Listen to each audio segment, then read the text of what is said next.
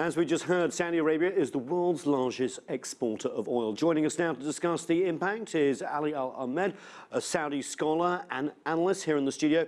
And from Bahrain, Abdulateef al-mulhim, he's a columnist for Arab News and Alyaum newspapers. Thank you so much for joining us. Abdulateef, we'll speak to you in the region first.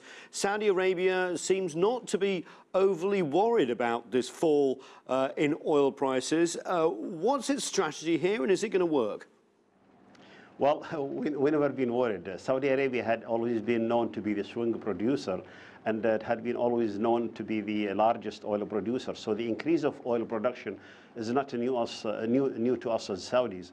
Plus, these days we do consume a lot of, or big part of the oil production within the kingdom. So oil production increase is not something that is worrying to us inside Saudi Arabia.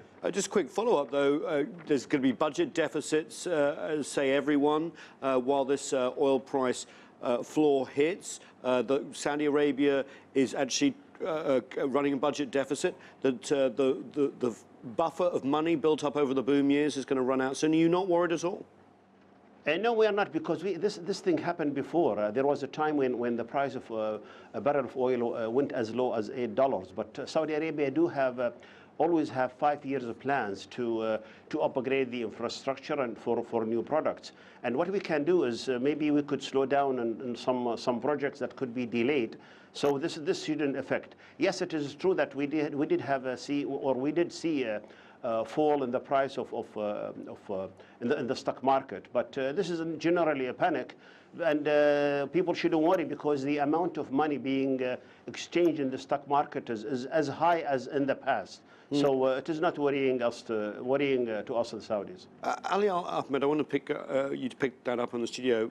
Abdulateef seems very confident that Saudi Arabia can ride through this. Your thoughts? Of course. I mean, I think he's completely wrong. Let's remember in the 1980s what happened with the $8 oil that has a devastating impact on the structures, the infrastructure of the country at all levels, in terms of education, healthcare, crime rate, social network, all of it. In the 1980s, when King Fahd decided he's going to bring oil down, the devastating impact is still lived today in terms of the education of the economy.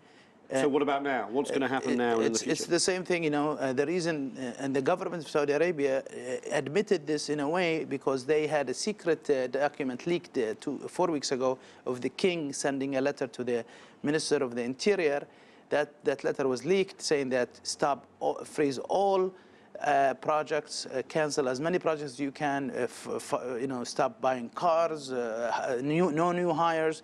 They just basically canceled this scholarship program here to the United States with thousands of students. There are probably 10,000 students waiting for scholarship that they're not going to get it. So there is an economic decline. Many projects have been canceled, and you ask, why is they deliberately selling cheap oil? It doesn't make sense, but. Well, let's ask Abdulateef in Bahrain. Is Saudi Arabia deliberately selling cheap oil and not diversifying its economy? Well, first of all, he said that in the 1980s, King Fahd decided to decrease the price of oil.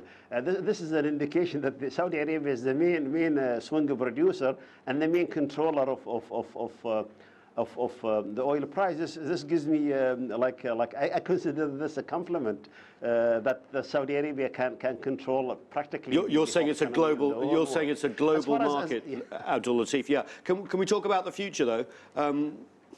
Is this going to happen? Well, regarding the future, first of all, we have because of the increase of the communication networks concerning the social media, we had heard or seen so many analyses regarding the oil production, oil prices. Oil industry is the most volatile industry in the whole world, and we do put in our mind that the oil price, the price of oil will go up or down. To me personally, I think it will go up eventually in the near future. But what really surprises many people is that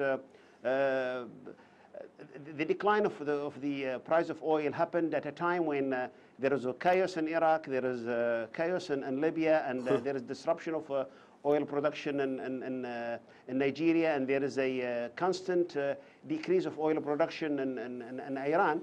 This tells that there is enough oil in the market. So, you know, it's you know, supply and demand, supply and demand. So Abdulateef, but in the future, I think we'll tell them. So you see no threat to the Saudi economy or the programs that it generously gives its people as well?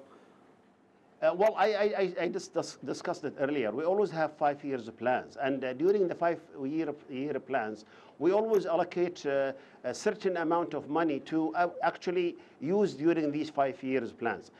Some projects could be delayed. It's not like any project that like has to do with education or healthcare system wasn't decreased. As far as what Mr. Ali talked about the scholarship of students to the United States, this is very limited numbers, and the scholarship didn't stop, but there is longer processing time, and there are students being interviewed for future you know, education plans in the United States. It's never been stopped. Okay. You know, I don't know how he got the information. Is Saudi Arabia's government structure with its large royal family, how does that play in here?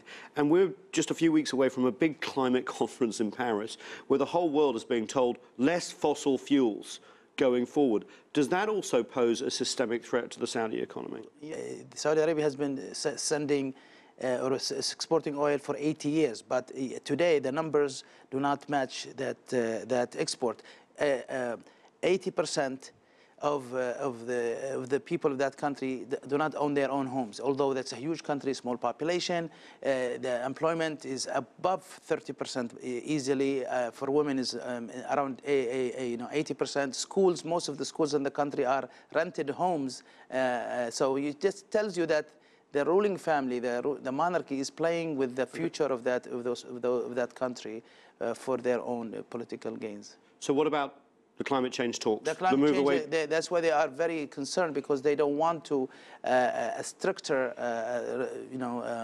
laws against selling and using fossil fuels. That's why the Saudis are against it. Yeah, interesting.